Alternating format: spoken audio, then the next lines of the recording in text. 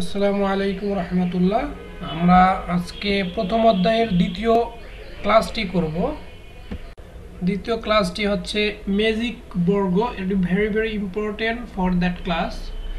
এই ক্লাসের জন্য ভেরি ইম্পর্টেন্ট। ম্যাজিক বর্গ তোমাদের শিখতে হবে, নাহলে এই অধ্যায়ের ম্যাজিক বর্গ বের করতে পারবেন না আপনারা। সো আমরা প্রথমে শিখব হচ্ছে ম্যাজিক বর্গ, 3 ক্রমের ম্যাজিক বর্গ।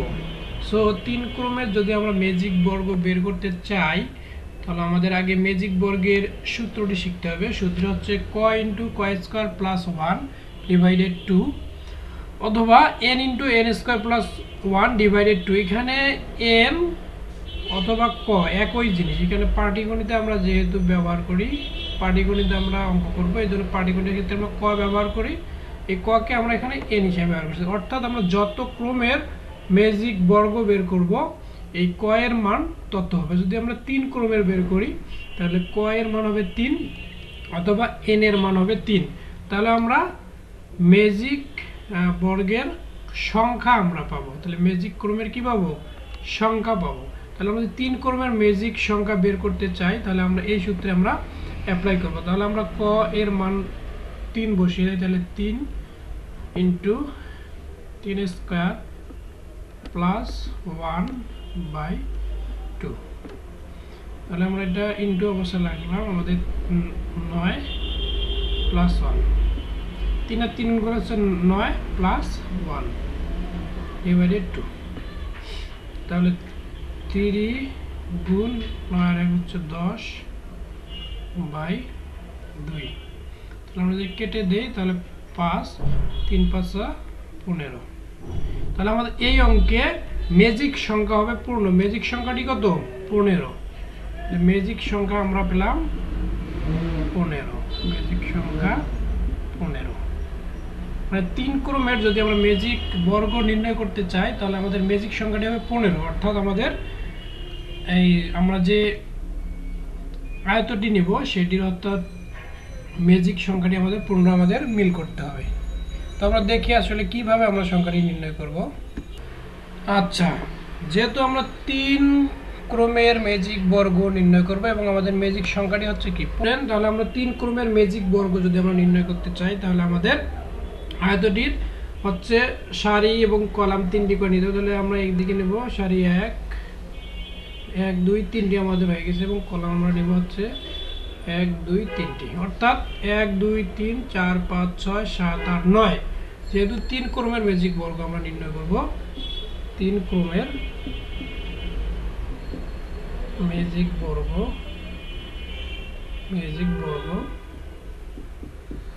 এই জন্য আমাদের 3 3 9, অর্থাৎ 9টা আমাদের এখানে ঘর নিতে হবে। তো আমরা 1 থেকে 1 2 3 4 5 6 7 8 9, 1 থেকে 9 এই 9টার সঙ্গে আমাদের বসিয়ে আমরা যে ম্যাজিক সংখ্যাটি পেয়েছি 3 ক্রমে, আমরা সেটা বের করেছি আমাদের 15। অর্থাৎ আমাদের কর্ণ বরাবর এবং সারি কলাম বরাবর আমাদের যোগফল যেন 15 আমাদের মিলে যায়। কারণ আমরা এই সূত্রের মাধ্যমে আমরা পেয়েছি, যেটা আমরা ক ইন্টু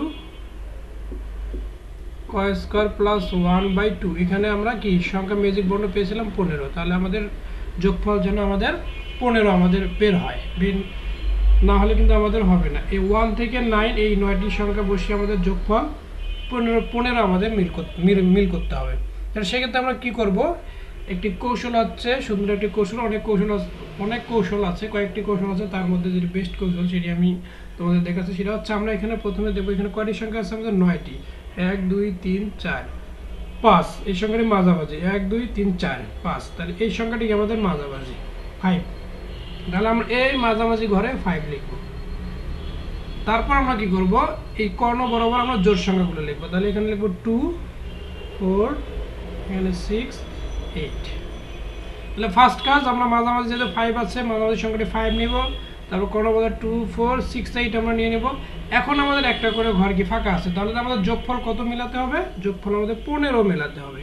তাহলে আমরা দেখি আসলে কোন কোন সঙ্গে বসলে যোগফল আমাদের 15 মিল হবে। আমাদের এইদিকে যোগ করে কিন্তু কর্ণ বরাবর 15 মিলেছে। আমরা যদি যোগ করি 6 4 10 10 5 15। 8 5 13, 13 2 15, তাহলে আমাদের কর্ণ বরাবর আমাদের মিলে গেছে। এখন আমাদের সারি এবং কলাম বরাবর আমাদের মিল করব। তাহলে আমাদের এখানে হচ্ছে আমরা এখানে পাচ্ছি হচ্ছে 4 আর 2 হচ্ছে 6, 6 তাহলে আর 9 আমাদের 15 হয়ে যাচ্ছে। এখানে হচ্ছে আমাদের 6 আর 2 কি 8, তাহলে 8 আর 7 আমাদের 15 হয়ে যাচ্ছে, এখানে 7। তারপর আমাদের এখানে হচ্ছে 6 আর 8 হচ্ছে কত 14, তাহলে আমাদের 1 নিলে হয়ে যাচ্ছে 15। তারপর এখানে 8 আর 4 12, তাহলে আমাদের 3 নিলে হয়ে যাচ্ছে 15। তাহলে আমরা যদি এখন যোগ করি সারি কলাম এবং কর্ণ বরাবর, তাহলে সব ক্ষেত্রে আমাদের আসবে 15 15 15, সব দিক দিয়ে এই দিক দিয়ে আমাদের কি আসবে 15 15 15 15 মানে 15 আসবে। তাহলে আমাদের এটি হলো 3 ক্রমের ম্যাজিক বর্গ বের করার চমৎকার একটি টেকনিক। আপনারা সবাই এইভাবে ম্যাজিক বর্ণ বের করবেন। আশা করি আপনারা বুঝতে পেরেছেন। স্টুডেন্ট, তাহলে আমরা এখন শিখবো হচ্ছে 4 ক্রমের ম্যাজিক বর্গ। তাহলে আমরা সূত্রটা যেহেতু জানি যে ক ইন্টু ক স্কয়ার প্লাস 1, সেটি যদি 4 বর্গের ক্ষেত্রে হয় তাহলে ক এর মান এখানে আমরা 4 বসাবো, যদি 5 ক্রমের হয় তাহলে ক এর মান আমরা 5 বসাবো। তো আমরা এখন বের করবো 4 ক্রমের ম্যাজিক বর্গ। তাহলে আমরা ক এর জায়গায় 4 বসাবো, তাহলে 4 ইন্টু 4 স্কয়ার প্লাস 1/2। তাহলে আমরা এখানে যদি করি হচ্ছে এখানে 4 আর 4 4 16, 16 আর 1 17, 17/2, তাহলে আমাদের 4কে 2 দিয়ে কাটলে আমাদের হচ্ছে 34। তাহলে আমাদের ম্যাজিক সংখ্যাটি কত 34।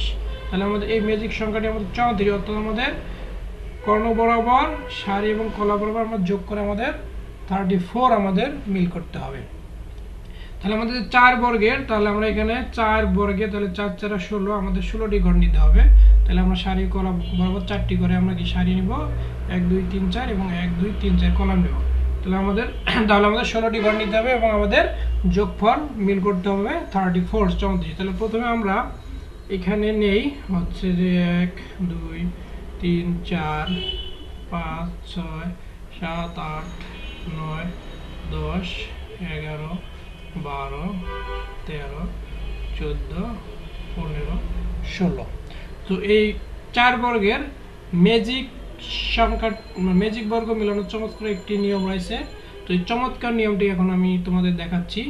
তো আমরা ফার্স্ট কি করব, আমরা আগে সারি এবং কলাম যেহেতু আমাদের 4 বর্গ, তাহলে আমরা কি করব 4টি সারি এবং 4টি কি কলাম আমরা আগে নিয়ে নেব। তাহলে আমরা 1 2 3 1 2 3 4 1 2 3 4।